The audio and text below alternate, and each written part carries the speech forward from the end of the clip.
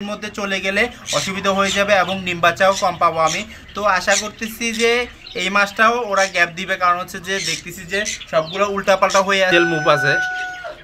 তো এই দুইটা যদি পেয়ার হয় অনেক সুন্দর কালার বের হবে, কিন্তু এই দুইটা মেল পেয়ার হবে না, স্পেঞ্জেল বাজিগার। আর আসসালামু আলাইকুম বন্ধুরা, কেমন আছেন আপনারা? আশা করি সবাই ভালো আছেন। আমার আরেকটা নতুন ব্লগ আপনাদের সবাইকে স্বাগতম।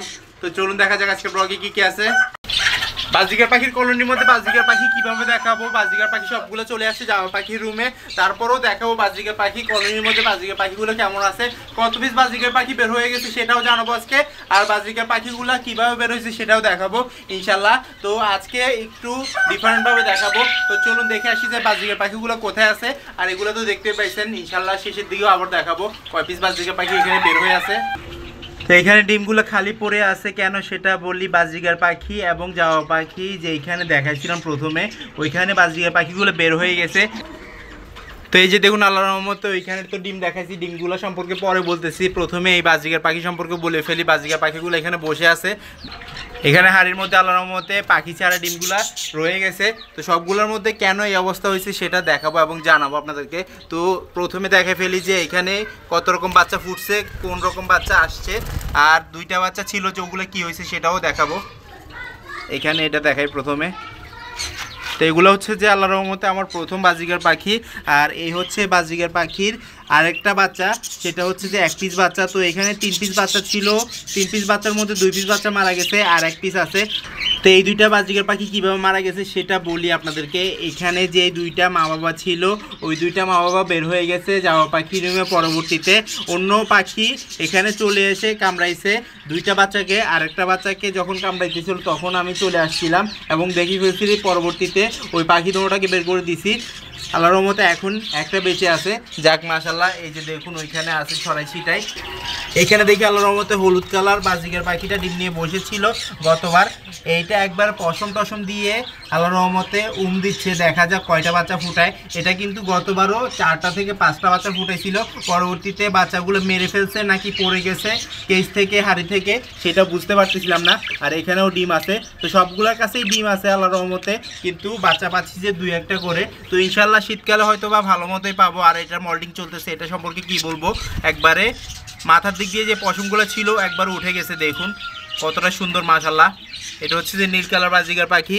আর এখানে আছে দুইটা বাচ্চা, একটা হচ্ছে যে ইয়েলো কালার আর একটা হচ্ছে যে নীল কালার। দুটোটাই সেম টু সেম বয়স আল্লাহর রহমতে। আর এখানে কিছু নাই আপাতত। আর এইখানে যেটা আছে সেটা তো আমার সর্বপ্রথম বলছিলাম আপনাদেরকে, কিন্তু এটা ডিম বাচ্চা আপাতত করতেছে না। ইনশাল্লাহ আমি আশা করতেছি যে হয়তো বা ওর কাছ থেকে কয়েকদিনের মধ্যেই ডিম পাবো। এই ফিমেলটার সাথে মেল আরেকটা পেয়ার নিচ্ছে, সেই জন্য যাক আল্লাহর রহমতে যদি তাড়াতাড়ি পেয়ে যায় আপনাদেরকে জানাবো ইনশাল্লাহ। দেখুন কতটা সুন্দর করে বসে আছে। আমি লাইটটা নিয়ে এসে গেছি, ওরাও লাফালাফি করতেছে খুবই সুন্দরভাবে। এইখানে কয়টা ডিম আছে সেটা দেখাই আপনাদেরকে, কারণ হচ্ছে যে এইটা কিন্তু গতবার ডিম দিছিল যে খুবই বাজে অবস্থা হয়ে গেছিলো, ডিমগুলো ফুটে নাই। দেখুন কামড়াচ্ছে মাশাআল্লাহ, আওয়াজও করতেছে এবং কামড়াচ্ছেও, যেন ওদেরকে ভয় পাই সেজন্য, মানে না ধরি ডিমগুলা, সেজন্য কি করে আওয়াজ করতেছে।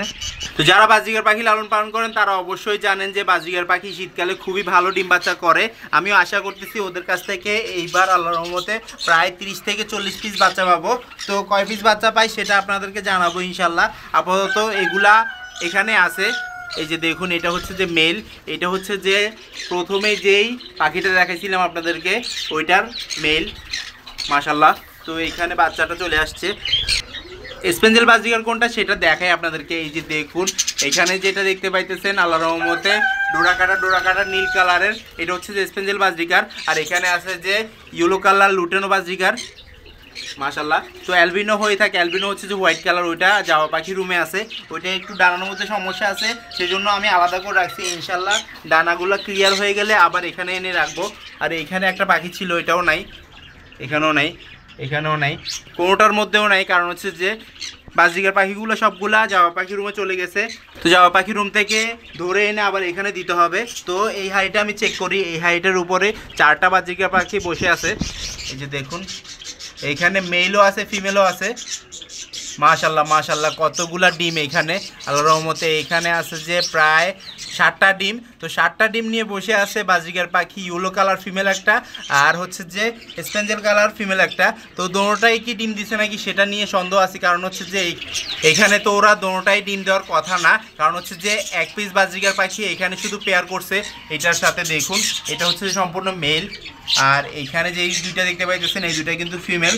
তো এভাবে করে দুইটা এক খাড়ির মধ্যে চলে গেলে অসুবিধা হয়ে যাবে এবং ডিম বাচ্চাও কম পাবো আমি।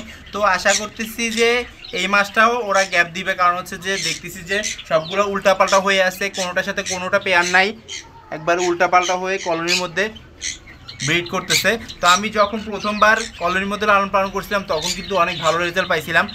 যারা আমার রেগুলার ব্লগ দেখেন তারা তো অবশ্যই জানেন। আর এইখানে দেখে আপনাদেরকে বাচ্চা এখন রানিং হয়ে গেছে এবং পেয়ার নেওয়ার জন্য চেষ্টা করতেছে।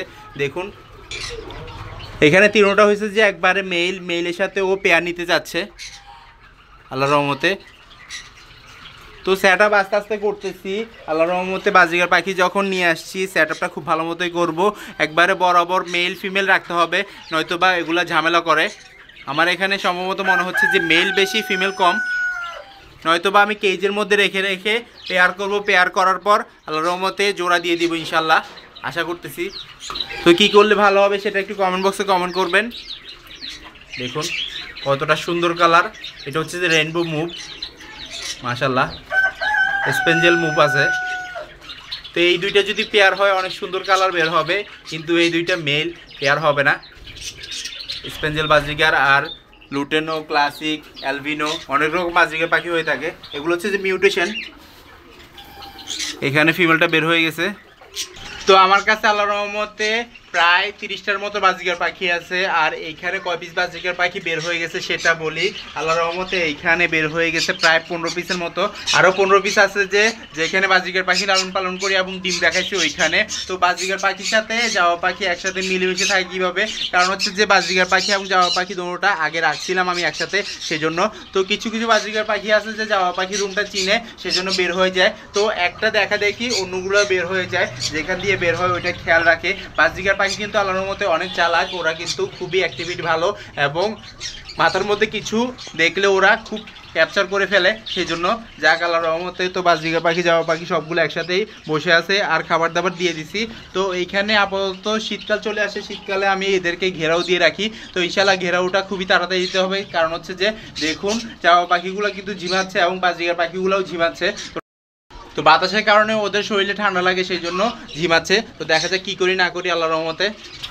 তো আমার ভিডিও যদি ভালো লেগে থাকে লাইক কমেন্ট শেয়ার করবেন, যারা সাবস্ক্রাইব করেনি সাবস্ক্রাইব করে দিবেন, আর যারা সাবস্ক্রাইব করছেন তাদের অসংখ্য ধন্যবাদ। ইনশাআল্লাহ আবার দেখা যাবে নতুন কিছু নিয়ে। আল্লাহ জানে সবাইকে সুস্থ রাখে, সবকে বিপদ থেকে রক্ষা করে। এই দোয়া আজকে জানাচ্ছি। আল্লাহ হাফেজ।